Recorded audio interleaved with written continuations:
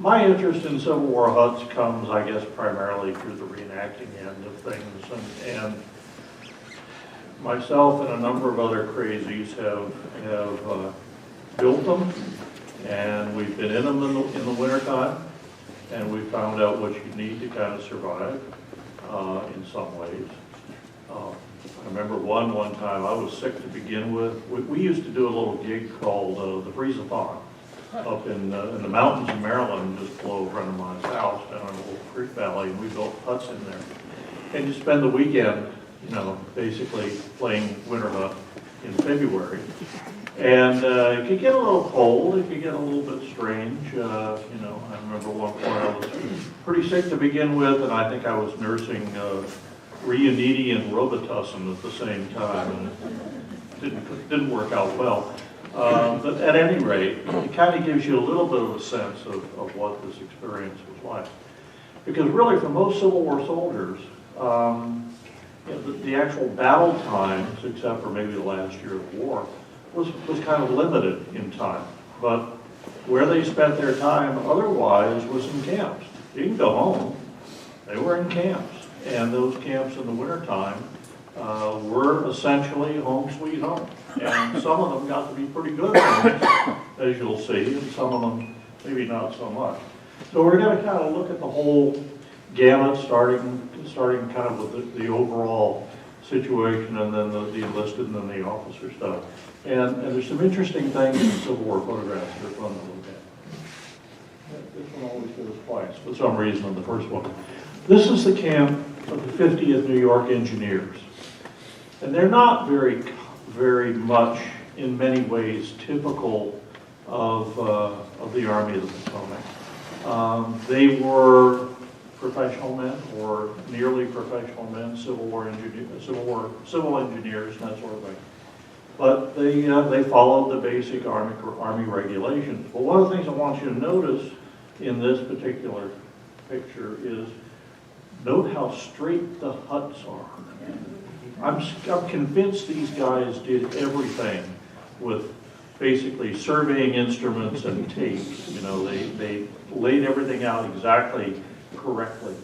It's also noticed these are the huts coming down the hill here are the enlisted men's huts for the companies. There's 7 companies there. You can count the rows. And up on the top of the hill, there's some other larger huts kind of in the trees. That's the officers. That's officers' area up there. You don't live together. Over on the left side, you can just see it where the last of the officers' huts is. You can see a lot of horses. The engineers had a lot of wagons with the pontoon bridges, or pontoon boats on the left side, because the 50th New York Engineers are the guys who built the pontoon bridges all through the 1863-64 campaigns. You can see them all neatly parked in there. In front, they have abattis, that is, trees that have been cut down that are facing out towards the enemy in case of any kind of an attack. Highly unlikely in some of those Army of the Potomac camps in '63. But you can see they're going across, and all the way over at the right, there's a stockade gate that lets you in and out. This is a lot of work to create something like this. And out in front, in this case, not too terribly trampled down, because what they're going to spend their time doing in drill was learning how to remove pontoon boats and put them back together again and move things around. So it's not quite like an infantry camp. But this is the parade ground in front. And we'll go through and learn how we know all that as we go. This, by the way, is what a pontoon bridge looks like once it's set down in the river. You can see the boats. You can also see the column of troops going across the bridge, winding up the hill, and up into the winter camps, all the way at the top of the hill. And if you'll notice where the horseman is, kind of partway across the bridge, behind him you have about the strength of an infantry company in the latter part of the war. And I just want you to focus on that because how they are organized and how they operate has a direct bearing on the camps. This one I think is great, and it's been seen many, many times. But what I want to point out to you is, notice the fires about halfway up. It's all in a row. and the next one way up. They're all in rows.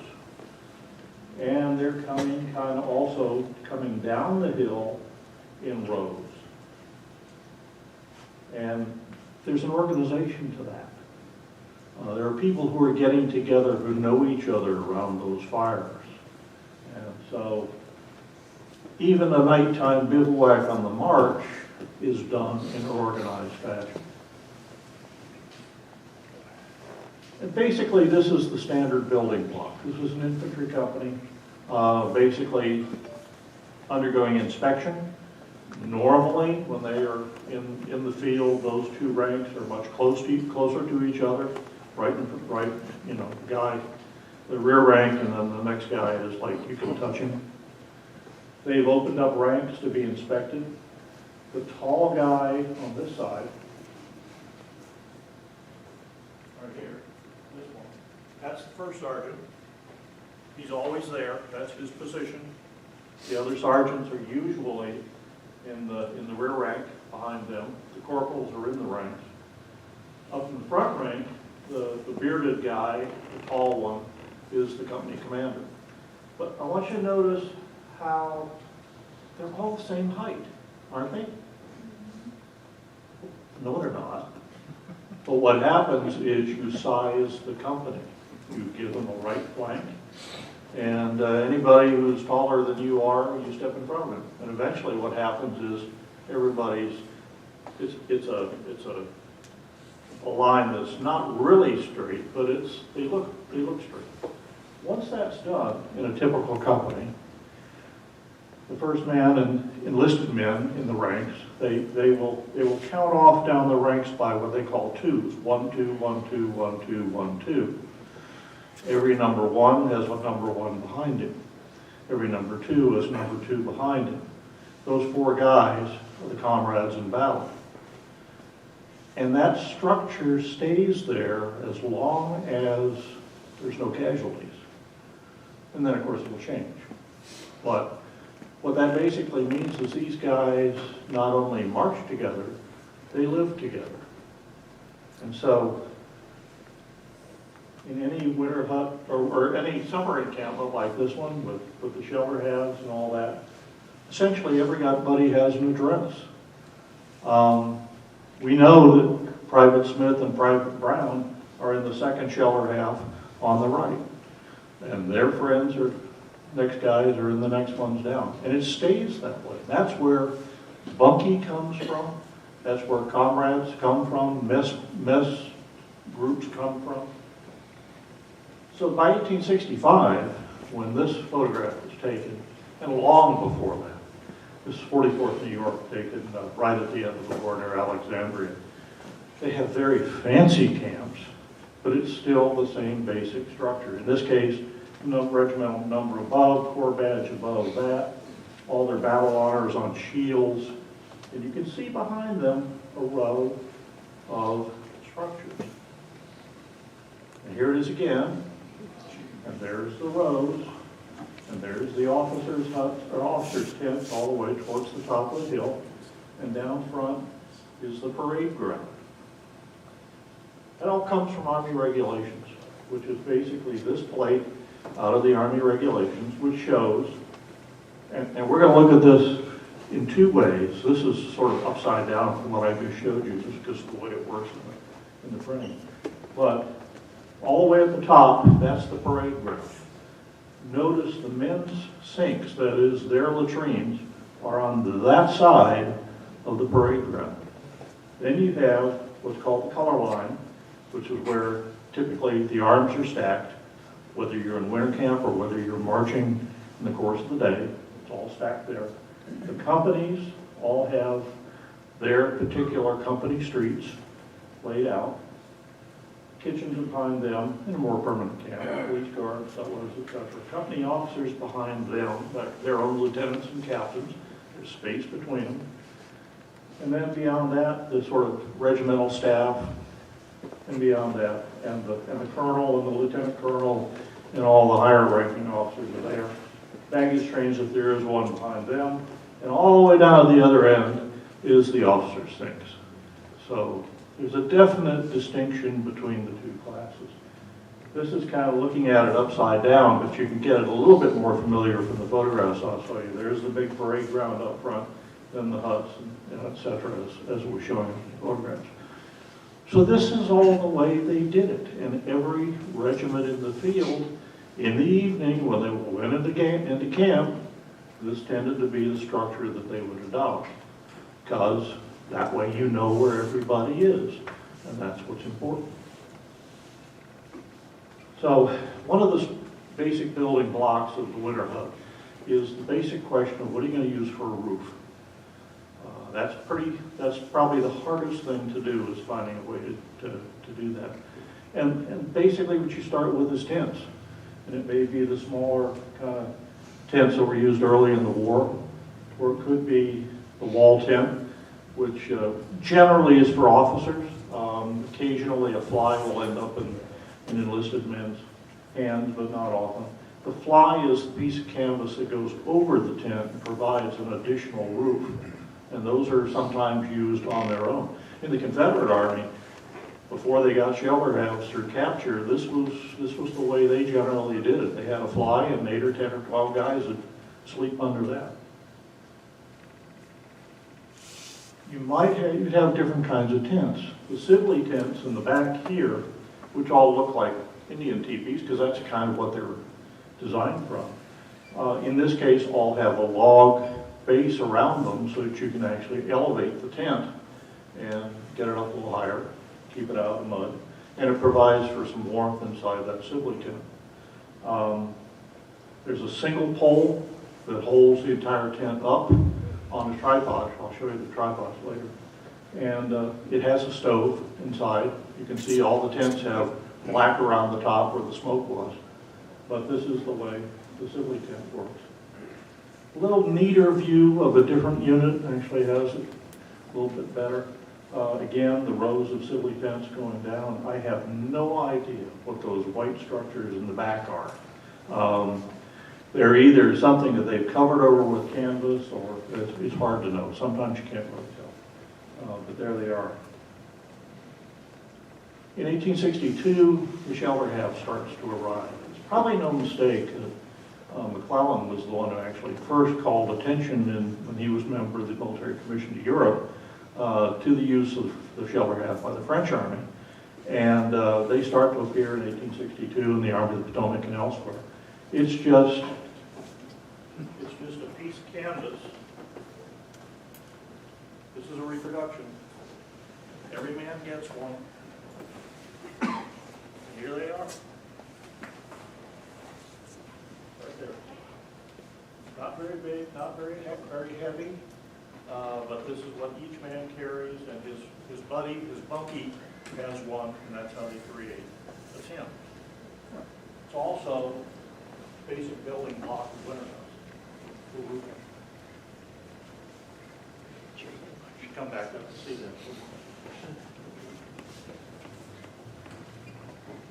They can be used for almost anything. This is one of the best views of a shelter half that there is, because it's nailed up around the building on the windows.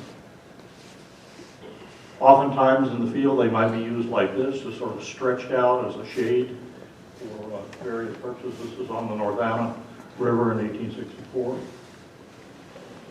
Again, Edwin Forbes shows it in one of his drawings. So there's one of your basic building blocks. Now, when they went into winter camp, or they were in general operations, there's other kinds of shelter. And if you're stuck out in the middle of nowhere on a picket guard and you're a mile away from camp or whatever, you find a way to keep the rain off, keep the snow off, whatever. This is an abandoned picket hut, and it's kind of hard to tell what it was built out of. It looks like a lot of snow and junk put over top of it, but it's a place to hide and keep the weather off.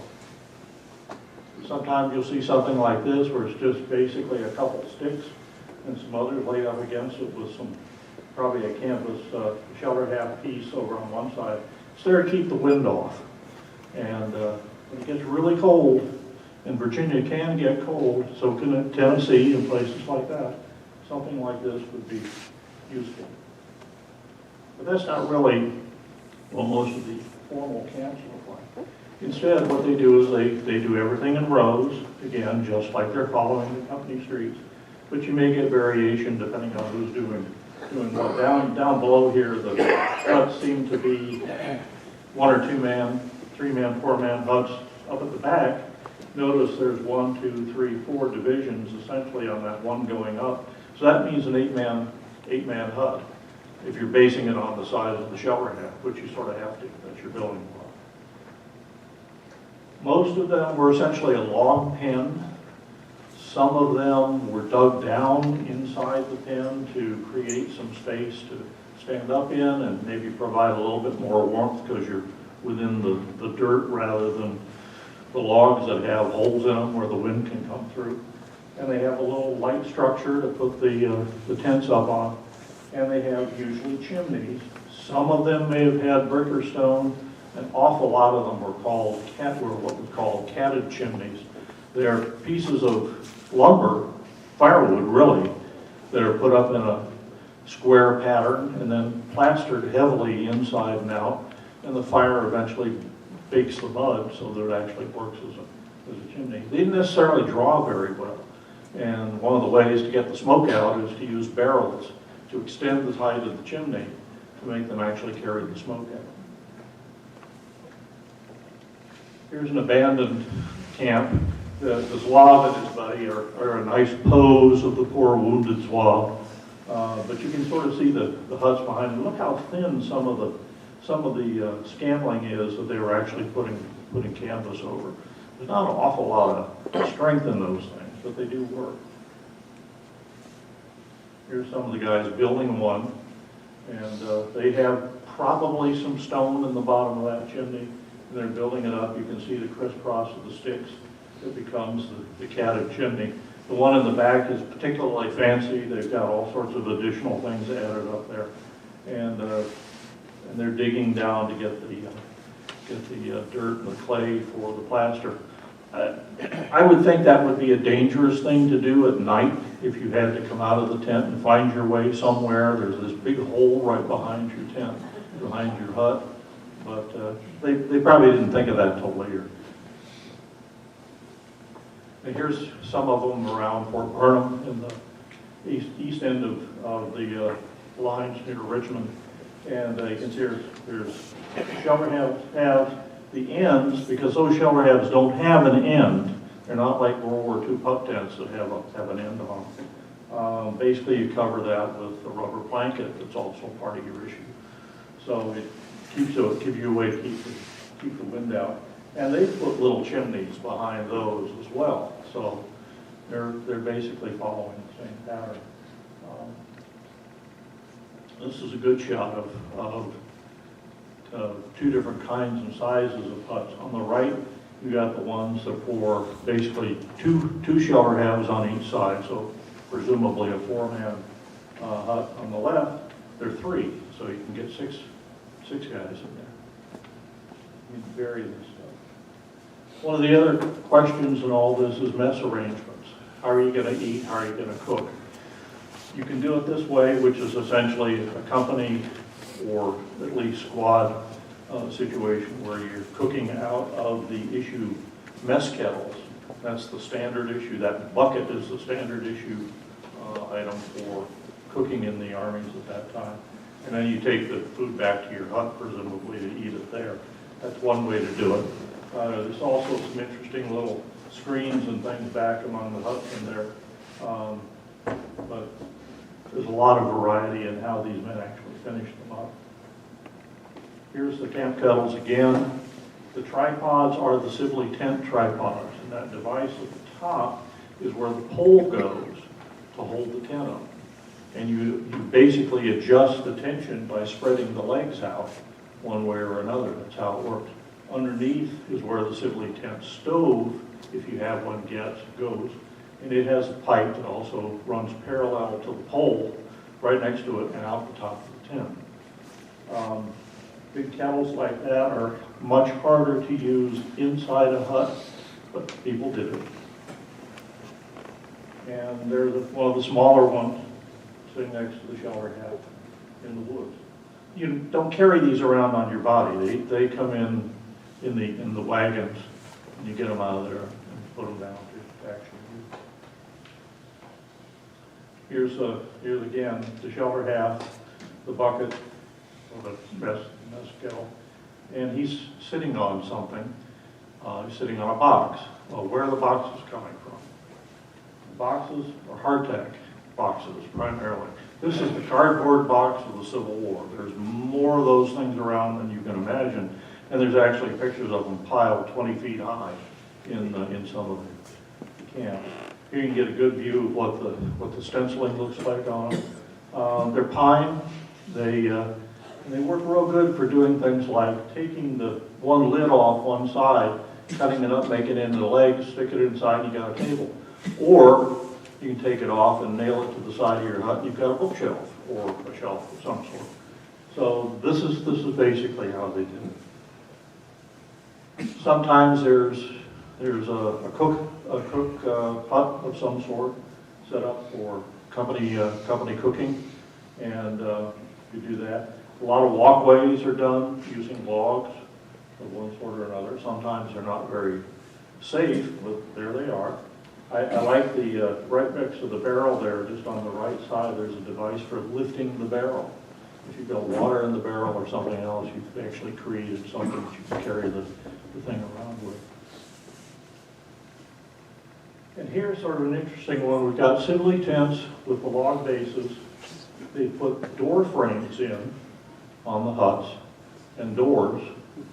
And you can see that they've actually got stoves inside from the way they're full of soot on the top. And they've got stoves outside. What's that all about? Well, it could be a couple things. It may be just simply cooking them outside to keep the smoke out of the tent. There's another thing I'll talk about here just a second. But you'll notice that they all go right down the line and they log out wooden doors. This is again one of those abandoned huts, and you can see the structure of the fireplace that was in it. Down at Fredericksburg, Virginia, there was a museum at one time called it just closed not very long ago, the White Oak Civil War Museum, which concentrated on the whole issue of winter huts. And one of the things they found down there was in a lot of the camps where there had been fireplaces, one of the big issues is what do you do about a lintel in your fireplace? Are you going to build this up and it's all going to collapse into the fireplace, or what have you got that's not going to burn, that's going to keep that front wall where it is? And what they found was that the Richmond-Fredericksburg-Potomac Railroad, when it was first built, used flat rails on wooden ties as the rails for the engines, and then later went to a T-rail. They just threw the other ones to the side. Troops are gathering them up, cutting them off into little lengths, and they become lintels in the huts. And they actually found one that had been pre-scored to be cut and had never actually been cut. So it's neat to see that. There's a cardtack box down front, half open. And in this case, the ridgepole is running sideways in the hut, at least sideways to the fireplace rather than one end or the other. So they do vary. Fairly substantial structure with the logs. It looks like this one is probably dug down a little bit. Fireplace is fairly good size. Some of them are much, much smaller. This is an Edwin Forbes drawing of the man inside his hut. Notice he's got things posted up on the wall and etc. So it could become a little cozy. Most of it was done with an axe. There's our man on the right with the axe, and you can see the rest of the guys standing around telling you how proud they are of what they've just produced. Yeah. They could be expansive. This is a quartermaster's hut. He's added a stable, and the horse seems to be happy enough.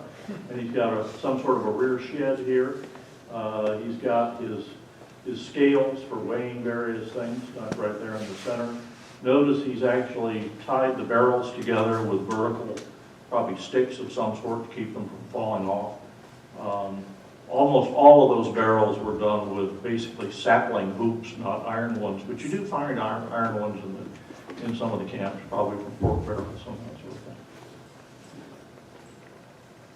And they could look somewhat neat. This is another engineer unit, not 50th New York, but another engineer unit. And they have their nice little company street, and everything moves kind of neatly through there. They could get more fancy. You could have the vertical log school of architecture and shingled roofs, a nice little place called Pine Cottage.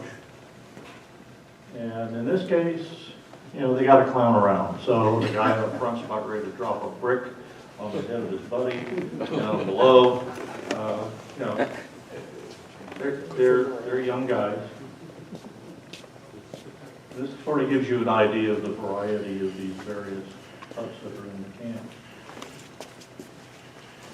This one's interesting because not only is it open at the back end for some reason, but the fireplace is somewhat removed from the rest of the camp. So how do you get heat in the tent when your fireplace is outside? They had a thing called the Crimea stove. It was taken from practice in the Crimea. And basically what it boils down to is the heat source is essentially a chimney. Dug from there and into the tent or the hut is a little ditch, maybe so deep, and that's lined with wood or something like that, and you can cover it over with other wood if you have it. And so the heat kind of goes underneath the floor, the heated floor in your tent, and then it'll go out to another area where the smoke is exhausted out. And we know they did some of those. Some have been found in remains in Alexandria and places like that. Takes a little more work, a little more planning, but it might be something like that. Officers have an advantage. They have enlisted men to make things for them. They have enlisted men to build things for them. And so what officers get is another whole world from the little penned log huts of the enlisted men. They don't necessarily have to be architecturally wonderful. Here's one on Miners Hill, Virginia in 1861. I guess they think they've got a good piece there. They've got some pretty strong logs, probably have the heat pretty well sealed in. And but architecturally, it leaves a lot to be desired. It can be tents that are, again, fitted up with door frames and doors. The doors are often covered in canvas, so that helps seal off the cold air.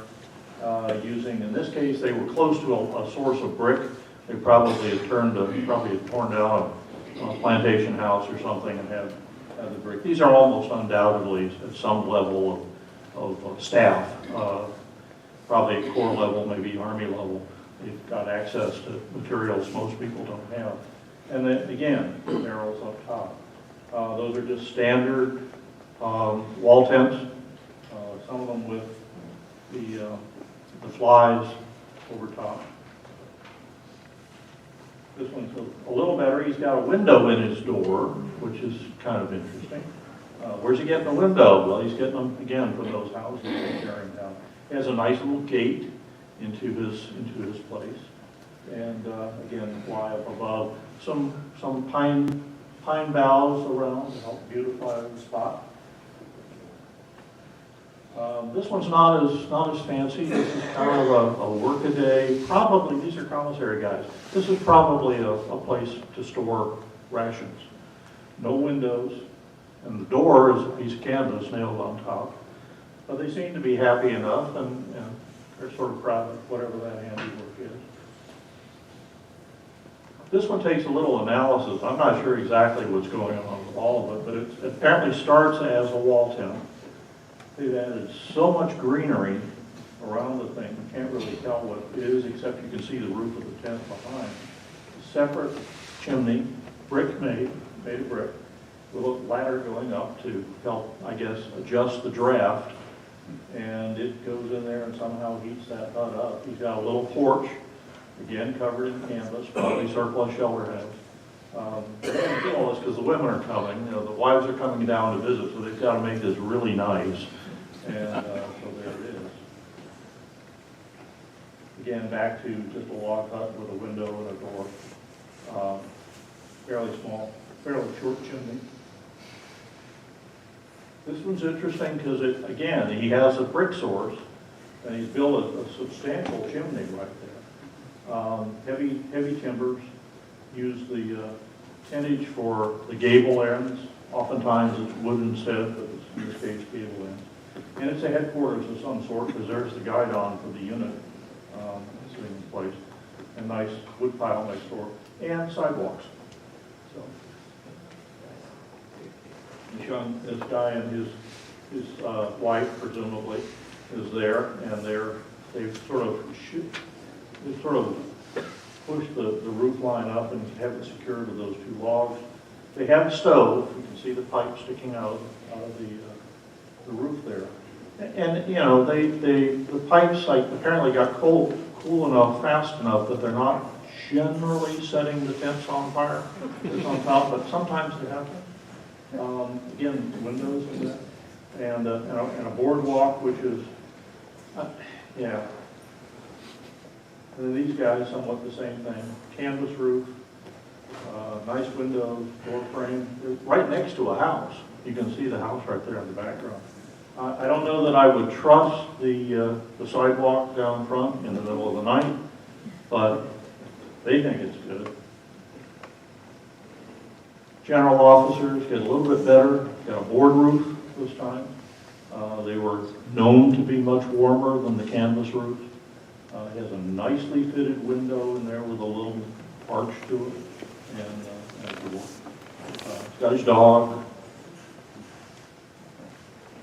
And this one, which is in a horse artillery camp, they must have had some way to move those logs. Those are big, heavy logs that they put in there. And it's a square structure with a canvas roof and a window in the back, so there must be at least one room, maybe two in there. And again, the barrel extending thing on there. This is a commissary warehouse of some sort. It might be for butchering the cattle, but more likely it's a bakery. See the big chimney in the back of this one. It's much taller than the usual ones. Vertical logs. Somebody put these together. A fair amount of canvas used to cover that thing over. That's several tents stuck together. And if you were a fairly high-ranking officer, you had the right connections, you could make it even nicer. This is Marcina Patrick, the Provost Marshal of the Army of the Potomac, Chief Cop of the Army. He gets these. Notice the chimney. I mean, this is not any catted chimney put up by enlisted men. This is top-flight work. And it's nicely trimmed off, little porches on top. The roofs look like they might be either board or maybe even metal. They're quite substantial. Was this City Point? Sorry? Was this at City Point? I think it's more in the 63 camps, but it may be at City Point. Interesting little group. They're getting better. Now they have whitewash. They can make this nicer. Notice the eaves. They're kind of wavy and kind of getting into the gingerbread look a little bit. The doors have been nicely painted so that they have their two-tone doors, sashes, window sashes that actually open and close. And these two are apparently fed by that one fireplace in the center. So you've got essentially a duplex. This is more on the line of Andrew Jackson Downing's Country Houses book, which talks about the sort of Gothic look that was popular in the 19th century. This one has a bit of that sort of Gothic look to it, but this one's even a little better.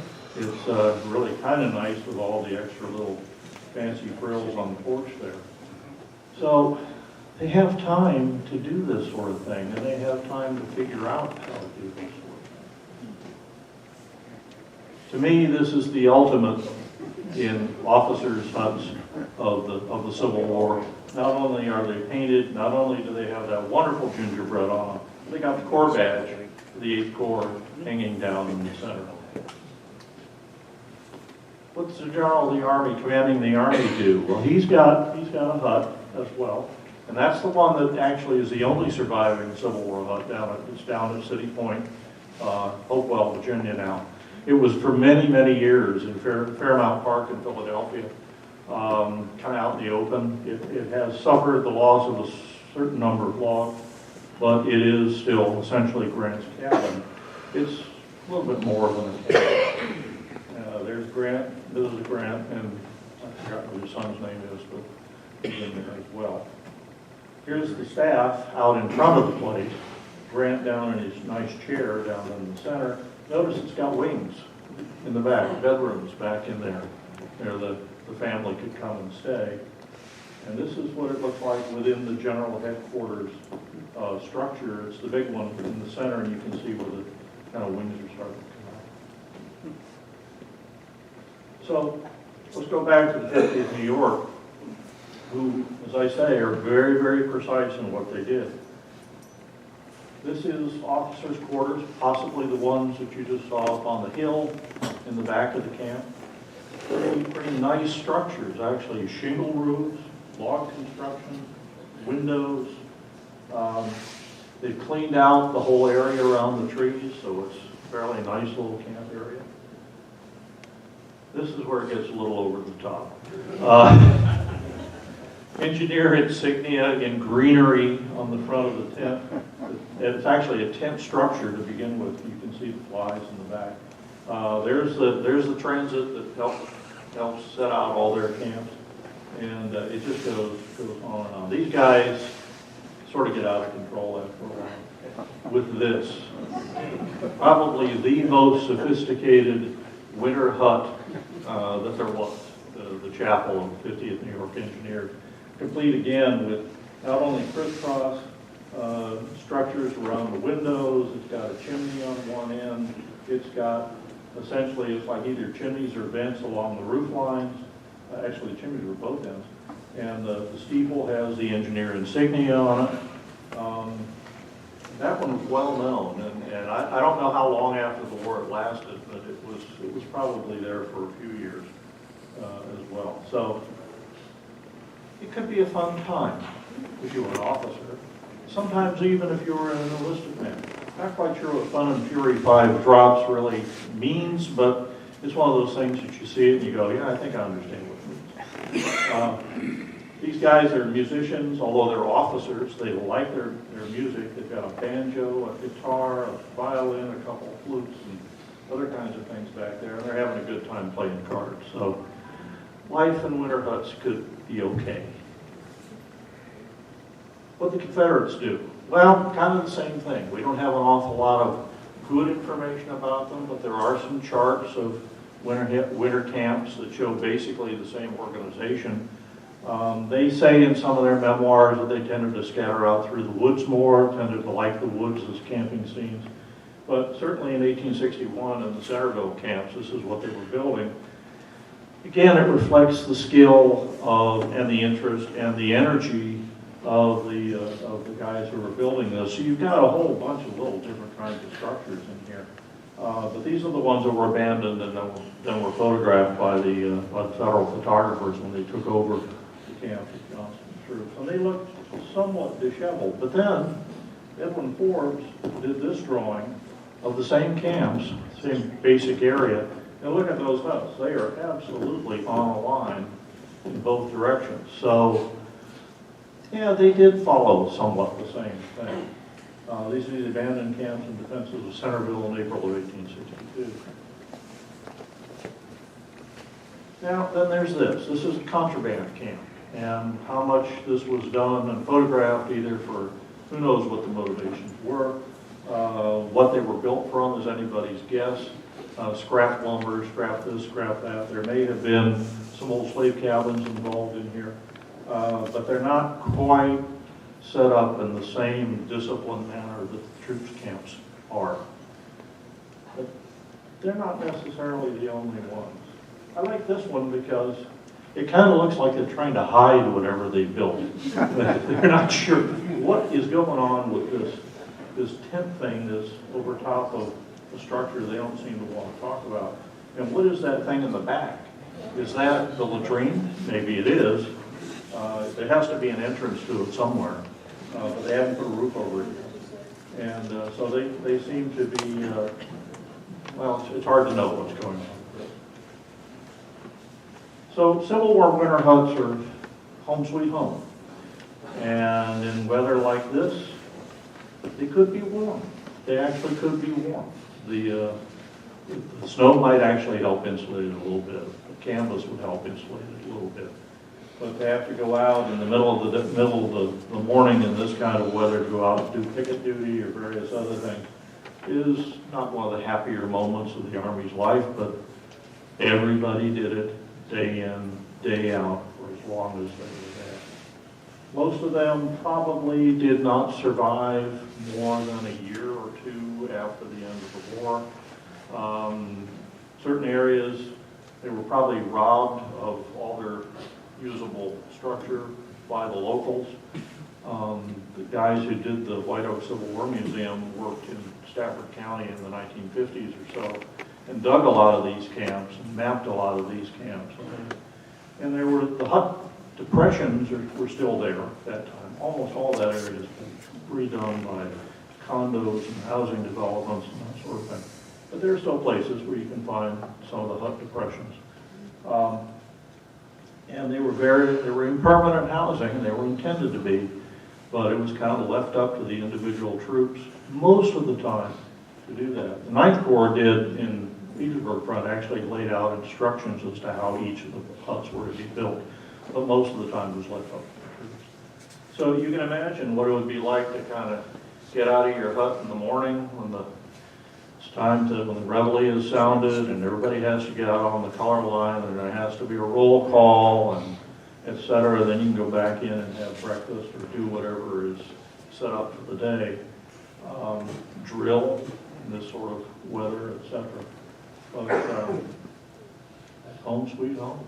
So lots of fun. Questions?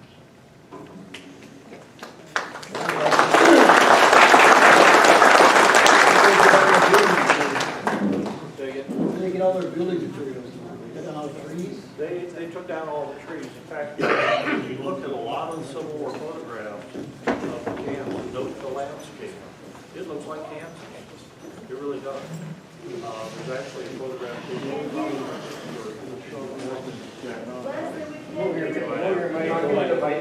Microphone. Taken, going up north, a photograph taken from Fredericksburg, from the city, looking north into Stafford County just after the end of the war. And it does look like Kansas. There's nothing out there. The people who came home to that area after the end of the war, their accounts indicate they couldn't even find where their houses had been. They didn't know where they were. It was that much change. And so that's what they did. There's also the stories from troops who ended up having to walk 5 miles to get a piece of firewood and bring it back. So it didn't always work out very well, but sometimes it did. Yes, ma'am. You have an incredible amount of either drawings or photographs. Did you have a hard time getting all of them? No, they're mostly on the Library of Congress site, to tell you the truth, and there's an awful lot of that stuff on there. What's missing here is a lot of views of the interiors, and the one I couldn't get because I did this talk many years ago with 35mm slides and didn't have a way to transfer them. But a friend of ours had a letter from a guy in a Connecticut outfit. Their unit had a sawmill nearby. They had the lumber all pre-cut, and then he had drawings in his letter showing the building of his hut in stages of how they did it. It was basically just a board pen with the roof line again.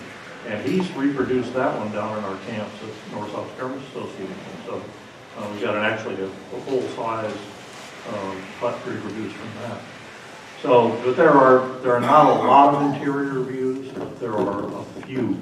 And they basically show a little bit about what the punks were like and what the other things were like. What the White Oak Museum did when they were working was they reproduced 3 or 4 huts based on the ones they had excavated, and it had everything from barrel staves taken apart to line the interiors of the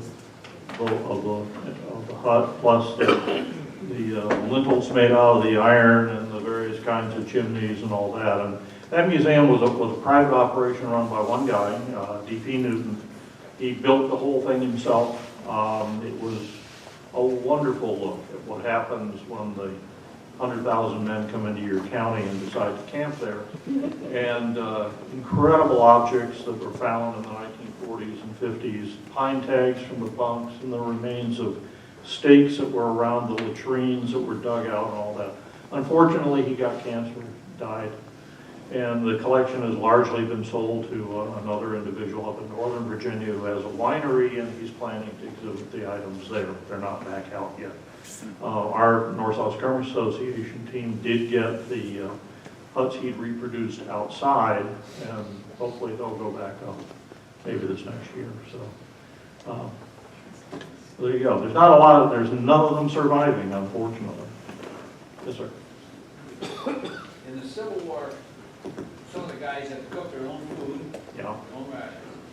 When I was in, I never cooked a thing for 4 years. When did the infection? Was there a certain date? Okay, everybody gets their child. Not that I'm aware of. Steve, are you aware of anything like that?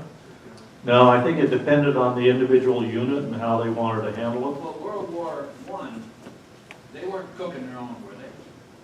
No, no, no. I think these guys are so used to that kind of marching ration where, you know, you halt by the side of the road, you start the little fire, you cook your coffee, you heat the water, cook your coffee. But that was more ingrained in what they were doing at that time. But there were certainly units that cooked as a unit and then gave it back out. So it could work a number of different ways. Yes, ma'am. No, they do. For the person who hasn't ever served in the military, these were long-term living facilities. I mean, they didn't just stay in the overnight and then move on to another site the next day. No, long-term in the sense of 6 months, but yes. There are accounts of doing all the labor to build the huts, get them all ready, and then they get transferred somewhere else and somebody else gets your huts. And there was a mess hut where they went to for meals, and there were obviously the pretty little. They might have a mess place where they went to for meals, they might be cooking them on their own. It just depended on the unit. So, Because it takes a while to build a chimney like that. a little while. Yeah. More than an hour. Yeah. But what else are you gonna do? You're 50 miles from nowhere, and you're in the middle of the woods, and the weather is coming. You gotta do something. So they would get together and get it done. Sometimes not very well, but they did. Yes, ma'am.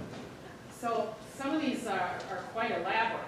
Yeah. So when it came time for them to have to move on, were they able to salvage anything, or did they just leave it all behind? Most of the time, they left it all behind, and in some cases, they burned it. So it just depended on the situation. Were dogs used at all in Civil War? Used? Were dogs used for any weaponry or any information? I don't think so. They were in World War. In World War I and II, yeah, you see them as various things. These seem to be just pets. And when you do see them, they're there, but they're there as pets. Okay. Take one more. Yes, sir. When they have Sibley tents, who was Sibley? Henry Hopkins Sibley later became a Confederate officer. Okay. He developed it in the 1850s based on the Indian teepee, believe it or not. It was also based to some degree on some of the European, what they call belt tents, that were also kind of round structures like that. There's a few surviving of those, of the tents themselves, but there's one of the few things that you can occasionally run into in rural Virginia that shows that the armies were there is some guy out with a Sibley tent tripod in his yard, and he's got a pot hung on it. And every once in a while you'll come across one.